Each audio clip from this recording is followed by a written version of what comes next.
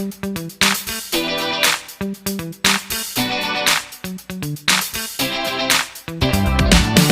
semuanya, anak-anak kelas 4. Kita sudah selesai dalam tema ketiga, subtema 2 bagian pertama. Sekarang kita akan tiba di subtema kedua, tema 3, subtema 2 bagian keduanya, yaitu merancang dan membuat kalimat tanya atau membuat pertanyaan untuk narasumber. Nah, untuk membuat pertanyaan bagi narasumber, kamu harus mengenal yang namanya adik Simba. Apa itu adik Simba? Adik Simba itu adalah singkatan dari kumpulan kata tanya yang biasanya dipakai untuk membuat kalimat tanya bagi narasumber atau untuk membuat pertanyaan bagi narasumber.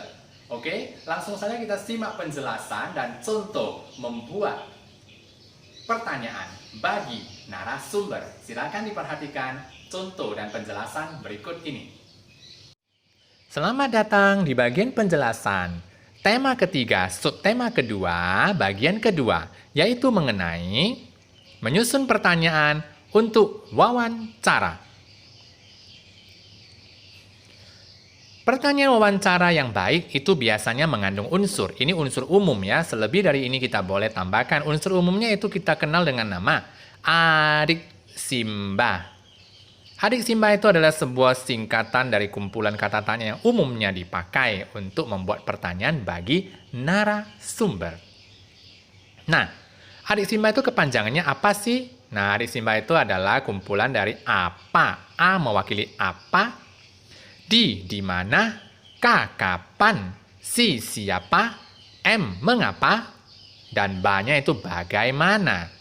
Oke, nah selebih dari ini, bolehkah kita pakai kata tanya yang lain untuk bertanya kepada narasumber? Tentu saja boleh.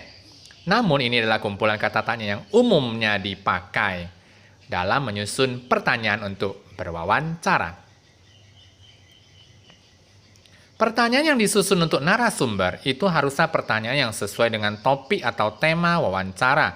Jangan melakukan ataupun memberikan pertanyaan kepada narasumber yang lari atau melenceng dari topik yang ditentukan.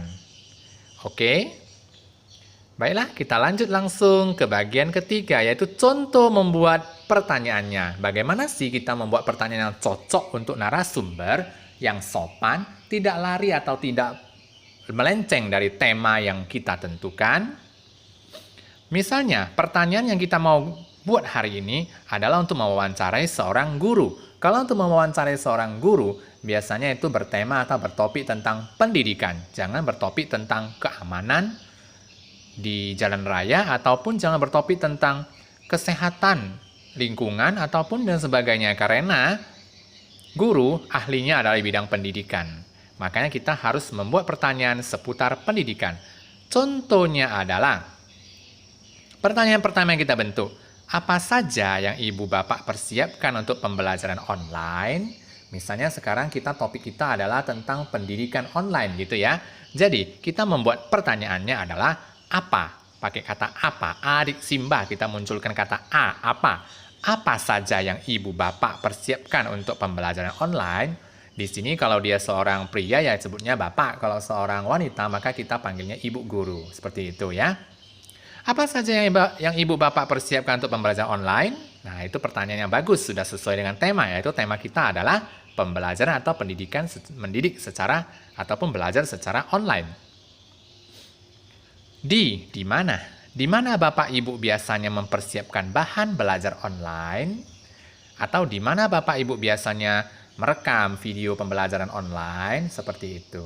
Di mana proses pembuatan yang biasanya Bapak Ibu lakukan? Seperti itu ya. Di mana banyak tempat lah, tempat di mana Bapak Ibu melakukan persiapan ini, gitu boleh ya. Oke, kita lanjut saja. Kapan? Menanyakan waktu. Kapan Bapak Ibu memberikan pembelajaran online? Gitu ya. Kapan biasanya pembelajaran online dilakukan atau dilaksanakan? Dan sebagainya. Siapa? Siapa saja yang terlibat dalam pembelajaran online? Siapa saja yang terlibat dalam pembuatan pembelajaran video secara online? Dan sebagainya. Mengapa? Mengapa Bapak Ibu mempersiapkan pembelajaran online? dengan menggunakan video, mengapa Bapak Ibu mempersiapkan pembelajaran online dengan merancang pembelajaran yang menggunakan media elektronik dan sebagainya. Boleh saja, pokoknya berkaitan dengan pembelajaran online. Bagaimana terakhir? Bagaimana cara Bapak Ibu memberikan bahan belajar online? Nah, seperti itu, oke? Nah, yang keempat, setelah melakukan wawancara, pewawancara sebaiknya membuat laporan wawancara dari semua yang dijawab oleh narasumber, dirangkum, dan itulah disebut sebagai laporan wawancara. Ini akan kita pelajari di subtema berikutnya.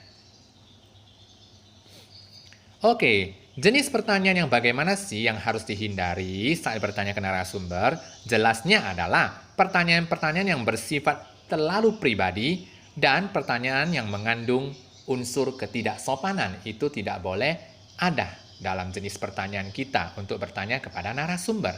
Karena itu bisa menyinggung perasaan orang lain. Ataupun pertanyaan yang bersifat terlalu pribadi itu dirasa tidak cocok untuk bertanya dalam wawancara. Bentuk pertanyaan yang harus dihindari adalah, nah ini bentuknya, jangan menggunakan pertanyaan yang terlalu berbelit-belit. Kamu membuat pertanyaan yang terlalu berbelit-belit. Seperti tadi yang saya contohkan membaca pertanyaan yang nomor 2, terlalu berbelit-belit, maka narasumber bisa bingung untuk menjawabnya.